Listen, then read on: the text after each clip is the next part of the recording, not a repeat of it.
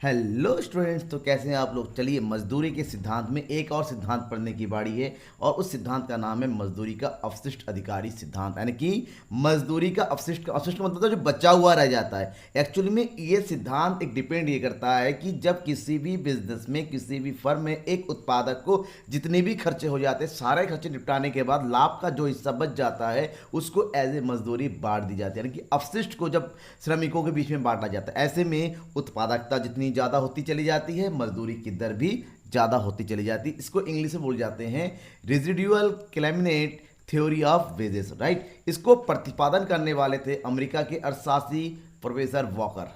उन्होंने इस सिद्धांत का प्रतिपादन किया था। इससे पहले कई सारे 3 से 4 सिद्धांत मैं आपको बता चुका हूं। अगर आपने एक भी सिद्धांत अभी तक नहीं पढ़ा है तो पढ़ लीजिएगा। कहाँ मिलेगा आपको? डिस्क्रिप्शन में जाइए, लिंक दे रखा है हर एक सिद्धांत का। साथ ही साथ आपको बीए बीकॉम अर्थशास्त्र का फर्स्ट पेपर का कंप्लीट वीडियो चाहिए, डिस्क्रिप्शन में जाइए, पूरा प्लेलिस्ट दिया हुआ आप वहाँ से देख सकते हैं।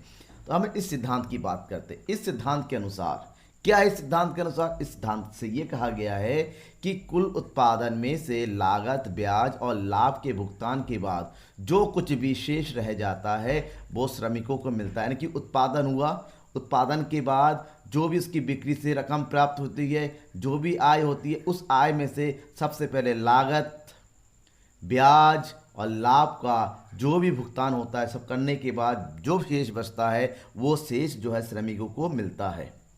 ठीक है। इसी चीज को प्रोफेसर बाकर ने अपने शब्दों में जो है व्याख्या किया। उन्होंने क्या कहा? कुल उत्पादन में से लगान, ब्याज, लाभ देने के पश्चात जो भी बचता है वह श्रमिकों को मजदूरी के रूप में मिलता है। कहने का मतलब होता है, प्रोफेसर बॉकर ने एक फार्मूला बताया था कि मजदूरी बराबर होता है संपूर्ण उत्पादन। जो भी उत्पादन हुआ उस उत्पादन का मूल्य, उसमें से दिया जाने वाला लगान, दिया जाने वाला ब्याज और दिए जाने वाला लाभ, ये तीनों के जो टोटल को हम परिचालन अधिशेष के नाम से भी जानते हैं। ध्यान में रखना, परिचालन अधिशेष भी बोला जाता है। ये वो शेष होता है जहां पर किसी बिजनेस को चलाने के लिए उस बिजनेस का जो भी व्यवसायी होता है ना, उस व्यवसायी को मिलता है। यानी कि उत्पादक को मिलता है। क्योंकि लगान लगान कब मिलेगा? जब वो भूमि, बेसिकली भूमि किसका होता है? उत्पादक का ही मानता है, किराए पे लेते जैसा भी उत्पादक की होता है। ब्याज पूंजी कौन लगाता है? उत्पादक ही लगाते हैं। लाभ किसको मिलता है? उत्पादक को, क्योंकि बिजनेस चलाने वाला वो खुद होता है। तो ऐसे में इसको बोलते हैं परिचालन अधिशेष, कि बिजनेस को परिचालन करते हुए चलाती हुई जो कुछ भी शेष बचता है वो जो इन लाभ में से टोटल जो कुछ भी, यानी कि जो भी आय हुआ उत्पादन से, उस आय में से सब कुछ देने के बाद जो भी बचता है उसे मजदूरी के रूप में बांटा जाता है। ठीक है। तो इसकी एक विशेषता है मजदूरी का अवशिष्ट अधिकारी सिद्धांत के माने में।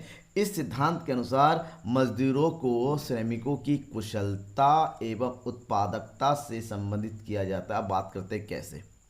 इसमें यह कहा गया है कि उत्पादन मूल्य से जो भी लागत होती है, परिचालन लागत जो भी होती है, लाभ है, ब्याज है, इन सबको माइनस करने के बाद ही मजदूरी दी जाती है। ऐसे में मजदूरी को अगर बढ़ाना है तो जाहिर सी बात है उत्पादकता में वृद्धि करनी होगी, और उत्पादकता में वृद्धि होगी तो बचने वाला जो अधिशेष होता है वो भी ज़्यादा बचेगा। अधिशेष ज़्यादा बचेगा तो मजदूरों की मजदूरी भी बढ़ेगी। और उत्पादकता तभी बढ़ेगी जब मजदूर जो है कुशल होंगे, मजदूर जो है कार्य करने वाले होंगे, मजदूर अपने उत्पादकता में, यानी कि इस सिद्धांत के अनुसार मजदूरों की मजदूरी मजदूरों की उत्पादकता पर निर्भर करती है। जो जितना काम करेगा, जो अधिक काम करेगा उसको अधिक मजदूरी मिलती है, बशर्ते जो मजदूरी का स्तर, यानी कि जो बचा हुआ अपशिष्ट मूल्य है, किसके बाद सब कुछ परिचालन अधिक देने के बाद, यानी कि लाभ, ब्याज और लगान देने के बाद अगर ज़्यादा बचता है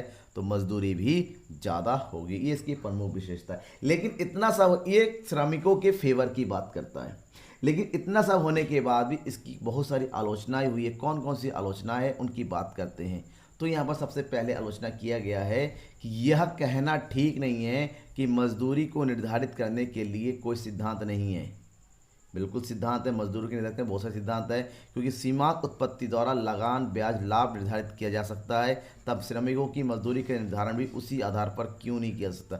जैसे फॉर एग्जाम्पल लगान का सिद्धांत होता है, ब्याज का सिद्धांत है, लाभ निर्धारण का सिद्धांत है, उसी प्रकार से मजदूरी निर्धारण करने का भी अपना अपना एक अलग अलग सिद्धांत है। क्योंकि इस सिद्धांत में ये कहा गया कि मजदूरी को निर्धारित नहीं किया जा सकता, वो निर्धारित नहीं होता है, सब कुछ देने के बाद जो बचता है वही होता है।